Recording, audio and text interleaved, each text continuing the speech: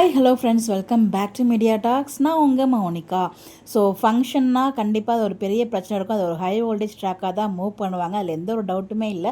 But எங்கள் கங்கா ஏதோ பிரச்சனை பண்ணுறாங்கன்னு நினைக்கிறேன். அது மட்டும் இல்லை, கங்காவா அண்டு குமரன் கணத்தில் மட்டும் தான் சந்தனம் இருக்குது. நல்லா நீங்கள் பார்த்தீங்கன்னா உங்களுக்கே தெரியும், நம்ம குமரனோட கணத்தில் சந்தனம் பூசிருக்குது நல்லாவே தெரியுது. பட் வீக்காக அங்கே சந்தனம் இல்லை. அப்படிங்கிறப்போ இது வந்து எனக்கு தெரிஞ்சு குஹாக்கான ஃபங்க்ஷன் ட்ராக் மட்டும் தானோ அப்படிங்கிற மாதிரி எனக்குமே ஒரு தாட் இருக்குது. பட் தெரியல, நமக்கு எக்ஸாக்டாக எதுவும் சொல்ல முடியாது. ஃபஸ்ட்டு பெரிய பொண்ணுக்கு செய்யலாம் அப்படின்னு சொல்லிட்டு அந்த ஷூட்டிங் மட்டும் நம்மளுக்கு கிடச்சிருக்கலாம். அதுக்கப்புறமா காவேரி உட்கார வைப்பாங்களா, இல்லை 2 பேருக்கு ஃபங்க்ஷன் 2 பேரும் பக்கத்து பக்கத்தில் உட்கார வச்சு பண்ணியிருந்துருக்கலாமே.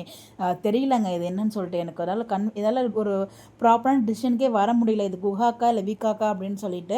சாரி, இது வந்து வீக்காக்கு இருக்குமா நல்லா கன்ஃபார்மாக சொல்ல முடியல. பட் குஹாக்கு கண்டிப்பாக இருக்குது. பிகாஸ் அவங்க கணத்தில் வந்து சந்தனம் இருக்கிறதுனால மேபி இப்போ ஃபஸ்ட்டு பெரிய பொண்ணுக்கு பண்ணிவிட்டு அதுக்கப்புறம் வந்து இவங்களுக்கு பண்ணலாம்னு நினைக்கிறாங்களா, இல்லை என்ன தான் டீம் நினச்சிருக்காங்கன்னு தெரியல. ஃபஸ்ட்டு ப்ரெக்னென்ட் ஆனது என்னமோ காவேரி தான். அதுவே பெருசாக நீங்கள் கொண்டாடல. நாங்கள் எதிர்பார்த்தது வீக்காக்கு.